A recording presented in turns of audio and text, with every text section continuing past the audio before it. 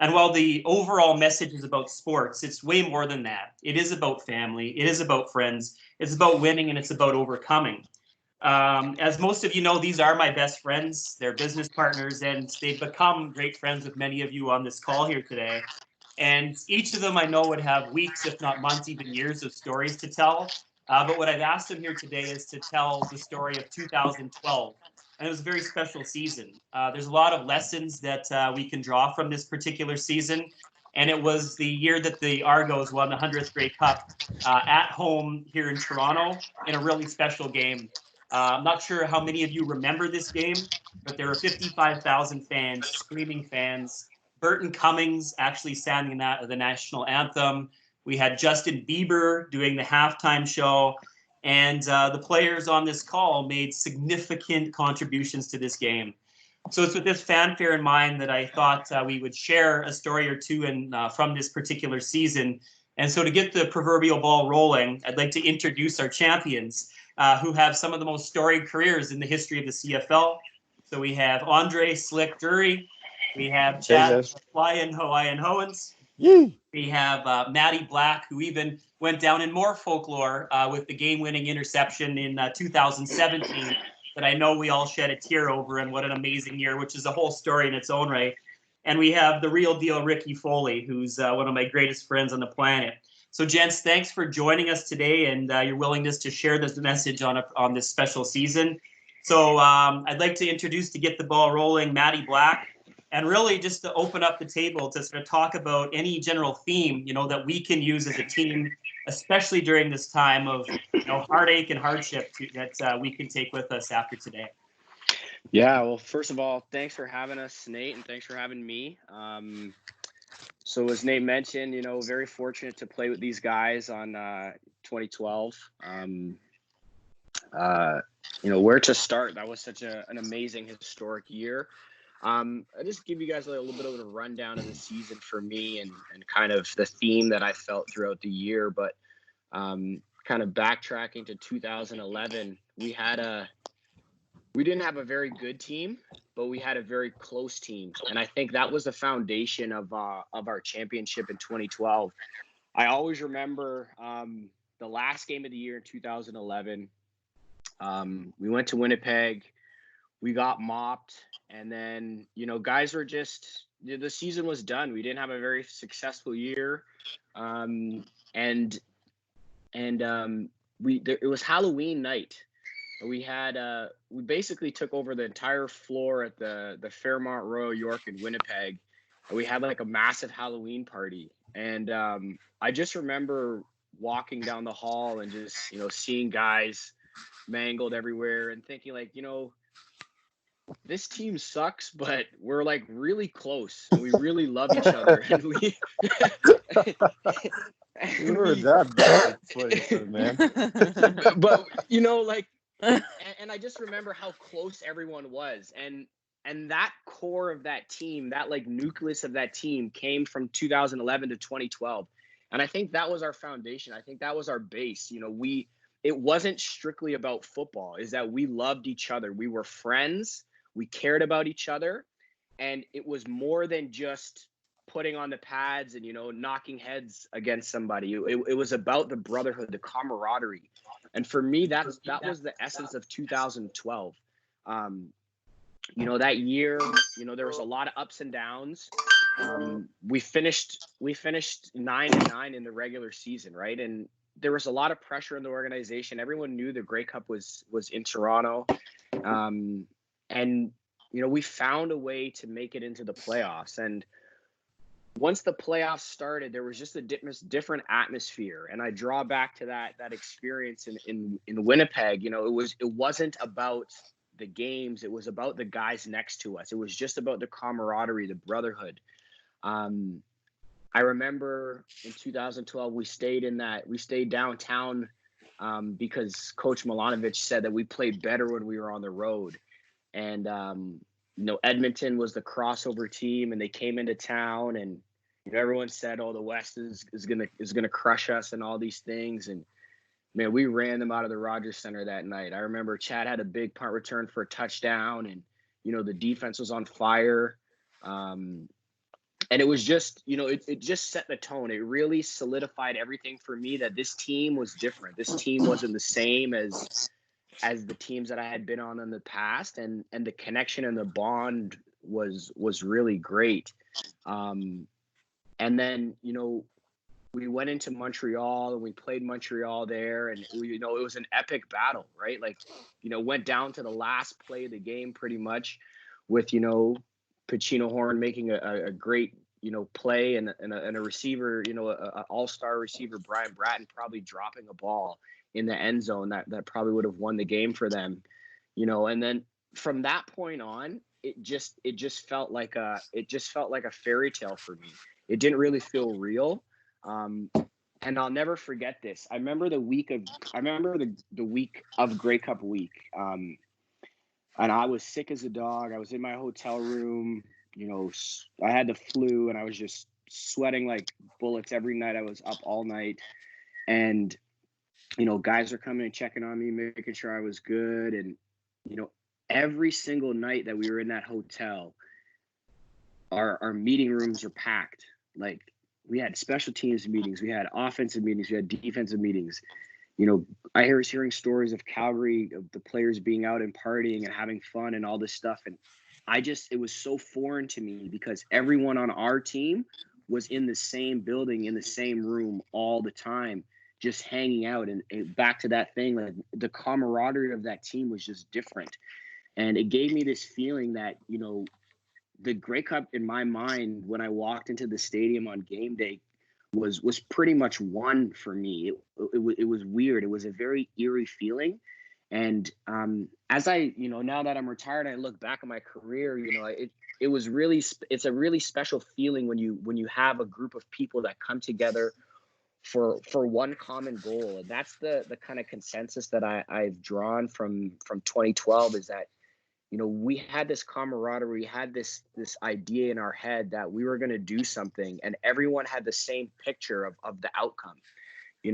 All of our drawings were different, but at the end of the day, it all had us hoisting that Grey Cup, on November 25th. And I believe to a man in that organization that everyone in their whole heart believed at all times that we were gonna be victorious. And for the guys that were in the locker room that day, I think, we had a really great hype man, and he was one of our enforcers on the team. This gentleman by the name of EJ Qualley, and he gave some of the best. He gave some of the best pump up speeches and hype speeches that I've ever been a part of, and his pregame speech that day was epic. And I think, every man that was in that room realized at that point in time that, this game was ours, and it was a speech for the ages. Everyone, the hair on everyone's neck stood up, and, we went into that stadium like Nate said, to 55,000 screaming fans. And, it was an absolute dream to play in and to be a part of. And the one thing that I've taken from that game is just the theme of one common goal, and how powerful that is, that, people can come together from all different walks of life, from all different backgrounds. And when they all commit to the same thing and they all stay focused on one common goal, the amazing things that can be accomplished. And I'm really grateful for that. It's translated into so many different facets of my life. And, it's developed some of the greatest, deepest bonds of friendship that, I can ever have asked for in the guys on this call with me, and many of you on this call. So with that, I just want to thank you for my time. I won't take up any more. I'll let the other guys kind of, fill in their ideas. But for me, it was just that one common goal, and we were all united and focused on winning that championship. So hopefully you guys can take something from that. And thank you so much, Matt. And what a message during this sort of period in particular. And I know that from a front runner perspective, that our team, that includes you, has become tighter than ever before. And that every day sort of our goals become sort of more entrenched, and that there's a like-mindedness of what we want to achieve. I'm going to turn it over to Andre Durie. For those of you who don't know his background, he's one of the most talented players physically to have ever played the game. It's said that basically positions, in the CFL are created on the prototype that he, put forth based on his just outstanding athletic prowess. But the consistent theme of his life is overcoming adversity.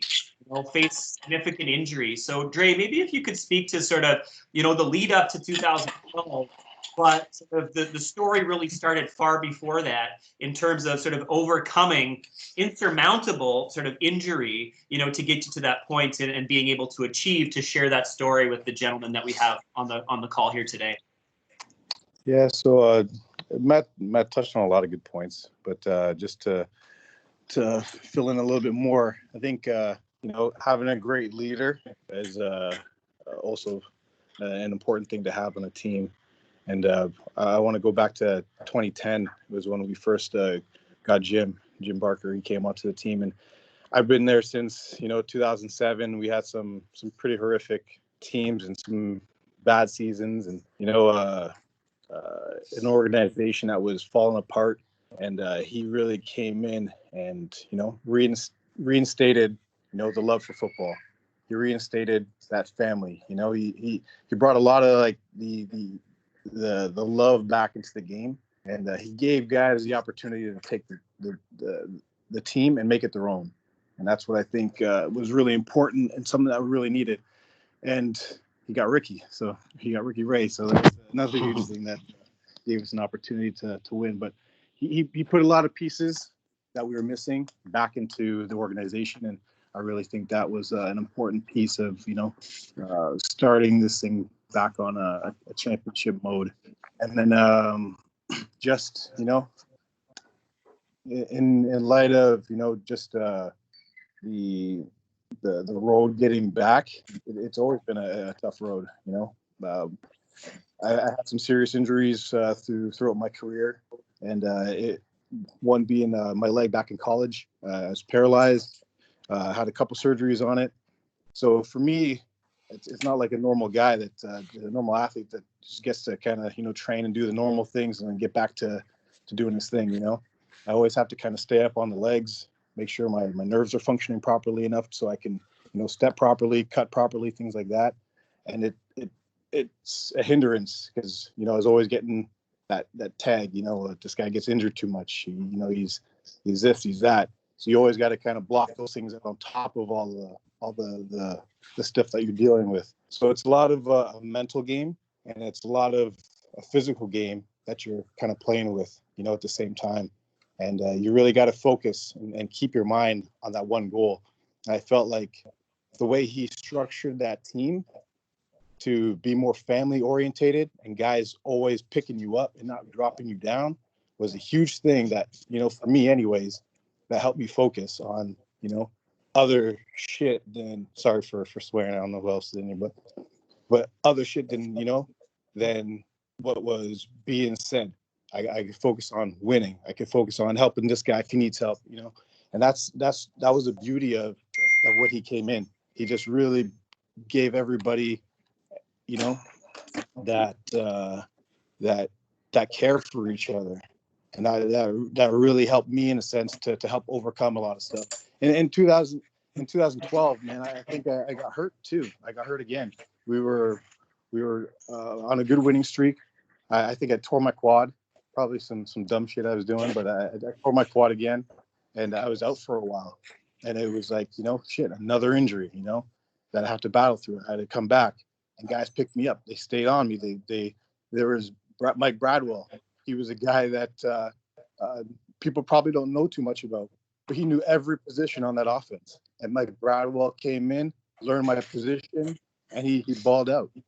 It was guys like that in an organization like that, where guys were just there to work.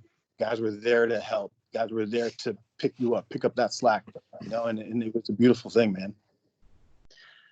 Yeah, for sure. And I mean, when it comes to sort of teammates, we're greater than the sum of our parts. And if you have that thought in your back of your mind that there's someone to sort of help you through it, obviously it's just such an important feeling to have. And Andre, I have so much appreciation for that, as I know it wasn't easy. But to get, a decade in the league, even in light of that is spectacular. And to share it with, friends that have become longtime forever is a beautiful thought. So with that in mind, I'll turn it over to Chad Owens. Many of you know him. He was obviously the league's most outstanding player, the face of the league for sort of many years. Faced struggles in the lead up to, dropping here in Canada, and that's still being here is a testament to how much he loves, being in many respects the camaraderie that he had with the team here. So Chad, takeaways, from that season to build on what Matt and Dre said, and your own spin on what 2012 meant to you. Oh man. Well, again, Nate, thanks for having us on, man. This is an honor to I think, man, this is almost like the first time I think we've really been able to dive in, and I'd love to do more of this. I think there will be more of this, but to dive in and share our experiences, and especially talk about that season. I know the emphasis here is on 2012, but for me, I just want to just go back and, on a personal note, like myself also having some adversity, and I think grinding my way through, and finally, ending up in Canada in a place where I had no real knowledge of. The Canadian Football League was never on my radar. My first introduction to the Canadian Football League was back in 2008 after tearing my ACL in the Arena League post NFL. Like, I was just out of options. I was looking for any opportunity to play football. And I was training out in Florida. And the gentleman of that training facility said, "Hey, have you heard of the Canadian Football League?" I said, "No, like, where is that?" They said it's up in Canada. And my initial thought was, man, they play football and it's snowing all the time. And I said, yeah. And I said, do they pay? And he said, yeah. I said, all right, I'm in. So he actually had a connection with the Montreal Alouettes, and my agent and him had a connection. So that's why I ended up in Montreal to start in 2009. And I fell into a situation where the Alouettes were the best team in the league, for a few years. They won the Grey Cup that year.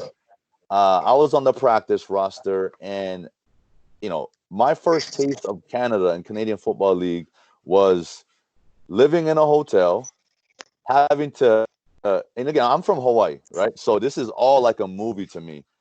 Living in a hotel, having to walk to a subway station to go to practice, to catch a subway. Man, this is so foreign to me. Everyone is speaking French. So I'm trying to just stay focused on football. So I go through that year. Living, it wasn't the best experience because I fly my family up there because I couldn't do it alone. So me, my wife, and I had two kids, like Junior and Ariana at the time, living in a hotel. I'm sorry, no, I had three of them. I had Sierra in 2008 as well. So 5 of us cooped up in a hotel room, bro. Okay, in Montreal. But my goals on being a football player overcame all of that. So I was back in doing what I love to do. So they win the Grey Cup. Cool. 2010, I'm back in Montreal. I left the kids in Hawaii and the wife, they stayed in Hawaii. And at the end of this thing, I was like, man, you know what? I had talked to my agent, and I was like, man, I can't do this. Like, I can't make this amount of money and support my family. So, bro, I haven't told this story much. I think I might have told it to the boys. But so in pro sports, you guys know the business. At the end of the preseason that year, I got brought into the office with Jim Pop, who was the general manager at the time. He became the general manager with the Argos when Matt then won in 2017. Anyway, he says, Chad, we need you to take a pay cut. to basically go down to the base salary at the time was 50 grand Canadian. And I'm like, bro, like that's like after taxes, that's like $20,000 US, maybe less. I can't do it, man. I'm out. Like I actually told him to release me. I was gonna go back home, bro, and say, you know what, screw it. But that's just the story I told him. I don't even think you guys know this, man. The night before, check this out. This is where it gets interesting. The night before, I had already had a conversation with my agent, who had already had conversations with the Toronto Argonauts, because he had an in there, and I already knew via trade or get my release, I was gonna be in Toronto. So after that call, I say I'm gonna leave. Jim Pop says no one's gonna pick you up on trade. Toronto ends up trading for me because this is all being worked on the back end. Like Toronto ends up trading for me, and I end up in Toronto that year. And man, I believe in things are meant to be. I truly do. You know, and from the moment I stepped foot in the Toronto Argonauts portable facilities over there at UTM, I knew that this was the right place, man. I immediately called my wife, said, man, you guys are going to have to get here because this is it. Like, I feel this is it. You know, what Andre talked about, the love and like, you know, you got to take this in. I want you guys to take this in. I'm a guy from Hawaii who is from the States who's used to football a certain way. I went to University of Hawaii. I went to the NFL. I'm used to things a certain way. And not saying that Canadian football doesn't, but we had a portable for a facility, like filled with mildew, rat infested. Like it was the worst. No hot water. No hot water, bro. This is the worst facility I have ever seen in my entire life, and I was excited. Hey, the goose shit. The goose shit was the best. So you know, just falling in love with the game again. That made me fall in love with the game again. You know, fast forwarding through that season, just being given an opportunity to finally do what I want to do, and that's play football. And I gave it all them my all because they gave me an opportunity. Like Dre said, Jim Barker gave me an opportunity. And from the first day, man, I felt the love. Maybe the first minute wasn't so much love because I came walking up in there with my Grey Cup championship ring from the Alouettes, which was I don't know what the hell I was doing, but I was trying to make an impression, man, that I'm here to win a championship. And religion jeans and his Grey Cup ring.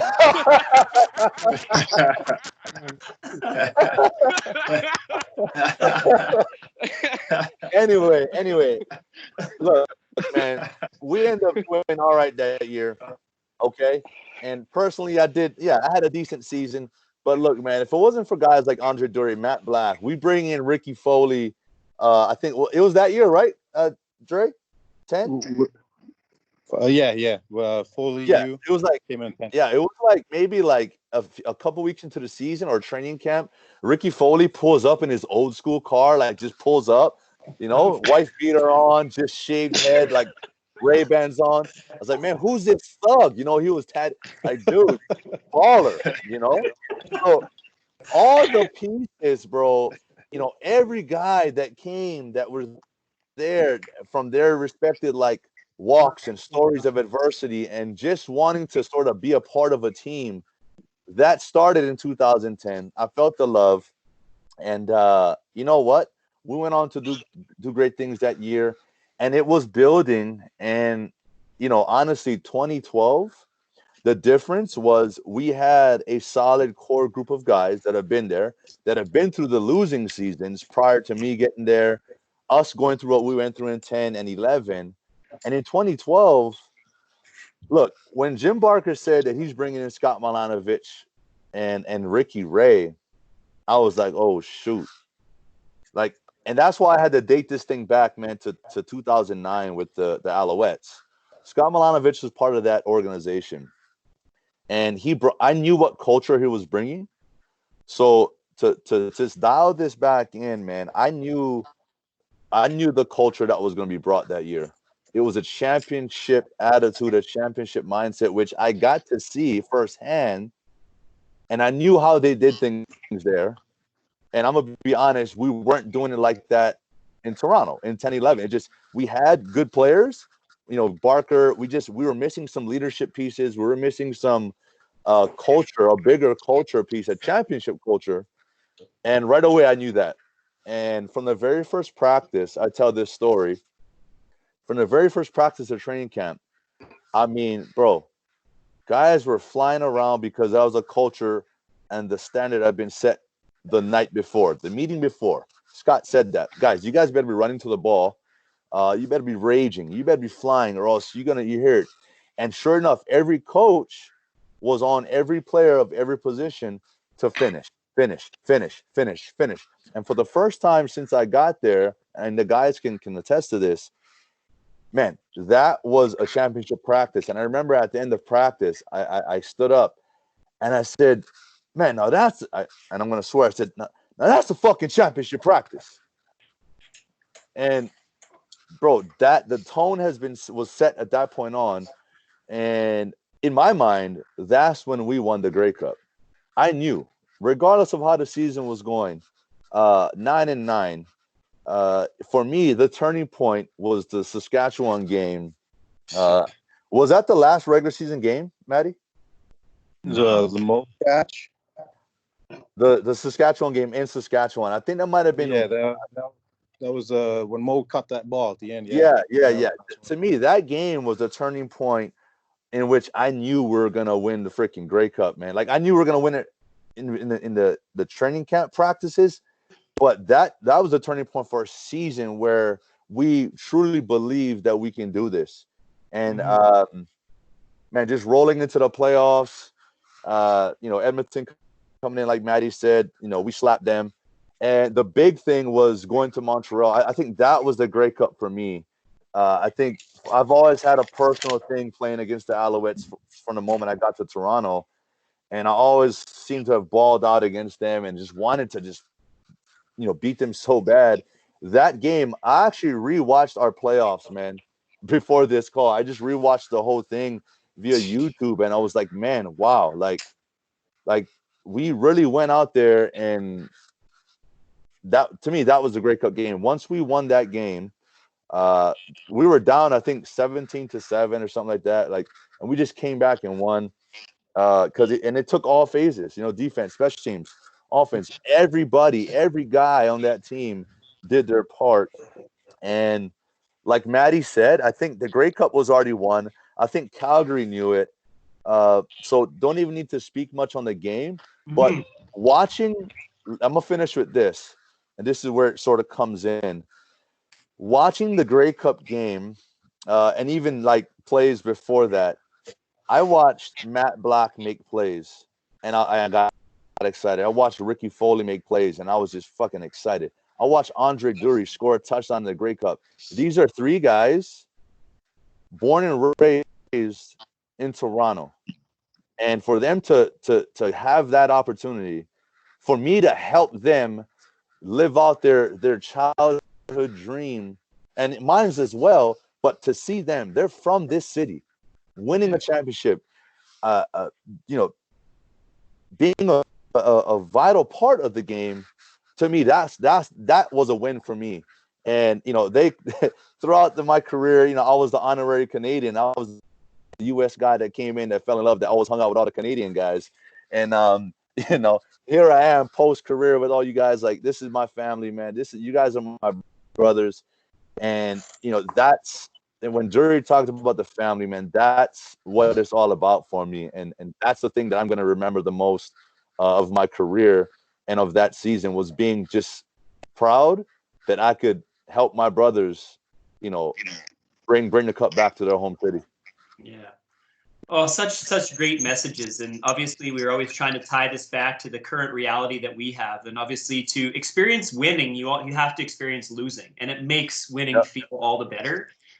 there's always these sort of light bulb moments or these period of time where you just know that you're going to be successful. And you sort of felt that, Durie felt that, Matt felt that even on Halloween. So it might be different, but those are all come together to say you have these definitive moments in your team where you recognize that things are going to be okay. And then obviously, you know, as you said, sort of the value of team and finally just what great country that we live in. You know, the fact that you had, you know, 3 homegrown guys that like I still remember it, not knowing Ricky at the time in that post-game interview. I don't think I've seen a more lit post-game interview in my entire life after he was awarded the Canadian Most Valuable Player. So thanks for sharing that. And I think it's a good segue into Ricky Foley, obviously one of my best friends on earth, always get the support, and thought we would sort of finish with you, as I know you had sort of a Good Friday message that I think will reverberate well beyond sort of the sports and those themes there. So Ricky, if you're there, we'll leave you the last word. Hey guys, I just gotta take off now. I gotta head out. But Okay. Appreciate you guys having me, and For sure. and we'll catch up. All right, man. Sure, Dre. All right, Dre. Hello, Dre. Hello. Yeah, you guys got me there? Yes, sir. Hey, fellas. So good to see you guys on Good Friday. So it's all you Christian guys out there and anybody else. Got to say that first, man. Pretty special day. I think it's really cool that we're all together, actually. At first, I didn't know how I felt about it, doing this on Good Friday, but I think it's pretty cool that, you know, you bring love and the family, the extended family together for this. So this is pretty cool, man. Thanks for setting up, Nate. I don't know, coming in last, I guess, to wrap things up, is the boys have pretty much already touched on everything. So there's not really too much to say, like Chad said, about the actual game. I think everybody has a pretty good recollection of that. Just from my story, a little bit to touch on: farm boy, country kid, never started playing football till I was 19. As opposed to a lot of these guys, I didn't really start football, so I didn't get that team concept. I didn't really get I was always doing individual sports with track and field. So, and then when I went to BC, got drafted, I went to the NFL first, but it was always about me just trying to establish myself. I had to kind of like cut everything off and just be like obsessed with trying to make it in football. 3 years at York University, and then I'm sitting beside Ray Lewis and Terrell Suggs after like 20 games of professional or like college football. And that was like kind of like a mind-blowing experience, right? Had no idea what I was doing. Then I go to BC. It was still trying to get my foot in the door. It was still trying to like establish myself. It was still trying to just be like, it was the individual thing. It was the track thing. It was the prove everybody wrong. Ricky Foley, I'm going to show you what I can do, and I'm going to make it. Balled out in BC, got some money from the NFL. Things didn't work out, this and that. You know the story, how it goes. You get hurt, you know, it doesn't work out. Lucky enough to have the CFL to fall back on, so to speak. And it was like what Durie was saying. Durie calls me I get kept from the Jets. Durie's calling me. He's trying to like be the middleman between me and Jim Barker to get me signed in Toronto. And I'm like, well, I think I'm going to go back to BC because, you know, it's what I know. And anyways, Dre kind of facilitates the deal because I played with him at York University. I go to Toronto 2009. And I'm pretty sure 2009 was okay. And then I think we kind of were 2010, I guess it would be. We kind of sucked for this 2011 year, right? Yeah. Like we weren't very good at all.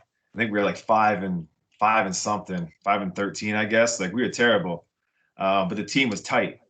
And that was the first time I just kind of understood the camaraderie, the team concept. The guys like Jordan Younger, some of the veterans on the team. I remember like these dudes were like brothers, but they kind of taught me it's bigger than yourself.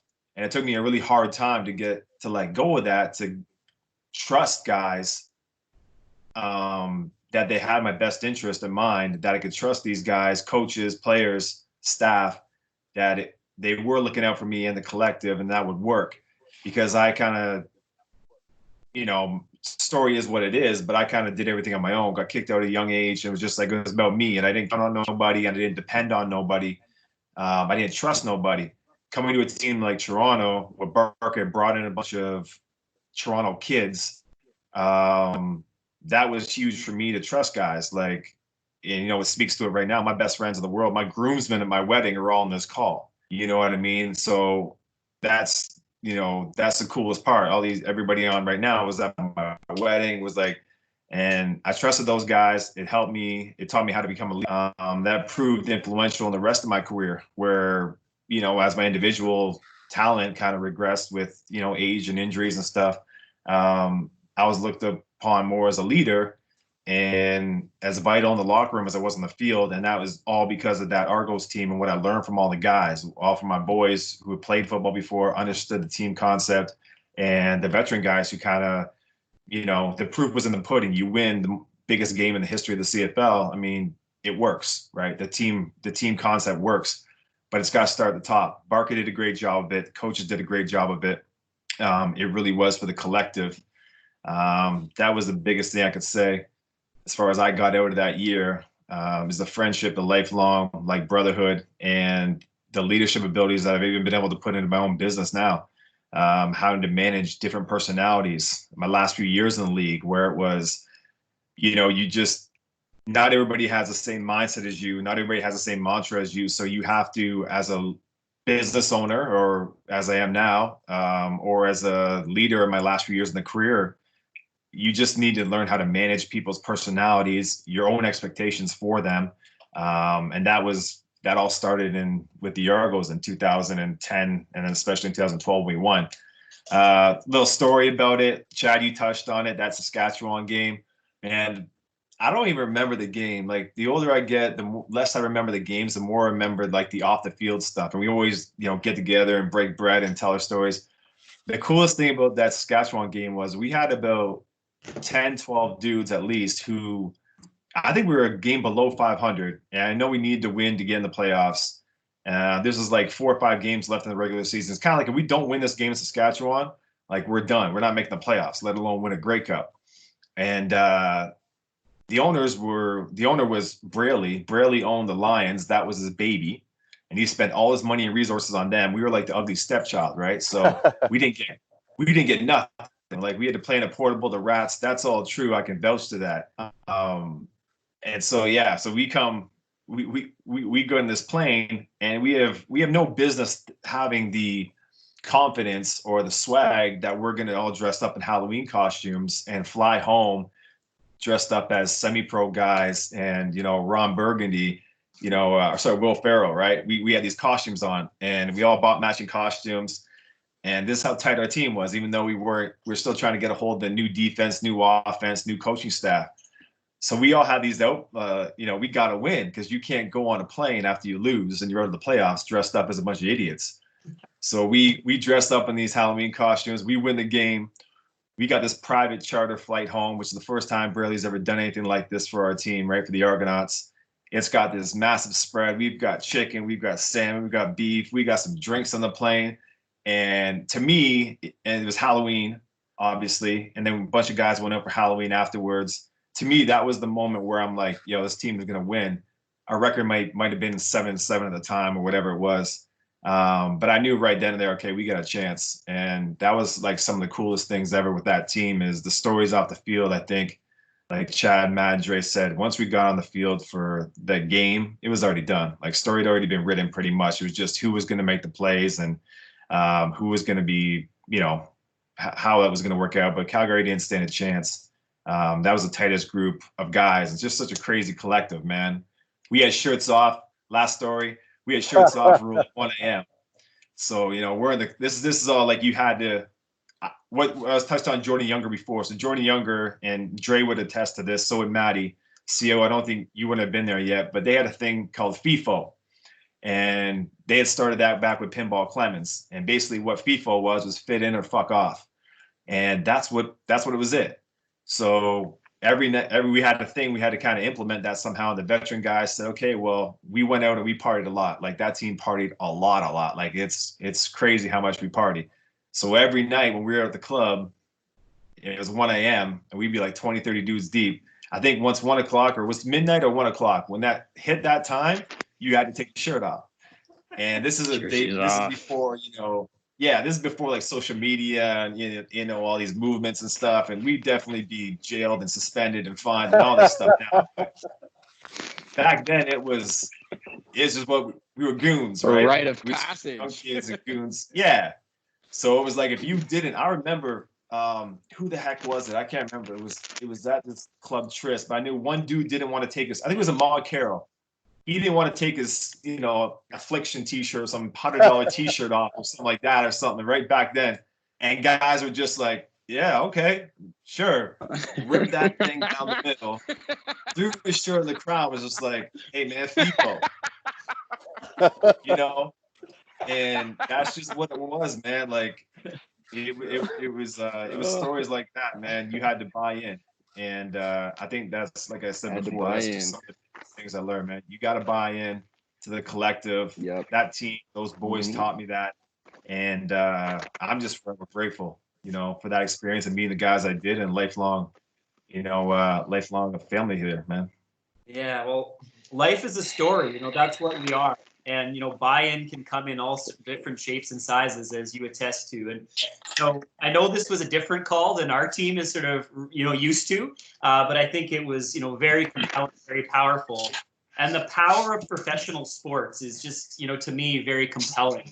At once we learn leadership, at once we learn teamwork, rituals, how we can bind together as one to sort of work towards a larger purpose. So looking at sports is, obviously, to me, an important part of, our company. In many respects, that's why we're called Frontrunner. We're always sort of on the run and pull from themes like that, recognize that we have been dealing with adversity since our sort of foundation, and in particular during these periods of time. But it's during these periods of time and looking for those unique opportunities come together, and they come in unusual ways. So it's with that I just want to, on behalf of our Frontrunner team, which is you guys as well, thank you for your time. I think it was a wonderful Good Friday message, and I know our team will be all the better for it. So grateful and wishing you best for your days and the Easter weekends, where I know we're not with our families, a lot of us right now, but perhaps take this message here to know that we're closer than ever. Thanks, guys. Thank you Chips. so much, guys. Appreciate it, What man. a Thank you. call. Hey, FIFO. There you go. FIFA. Hey, Thanks. Nate, Love you guys. this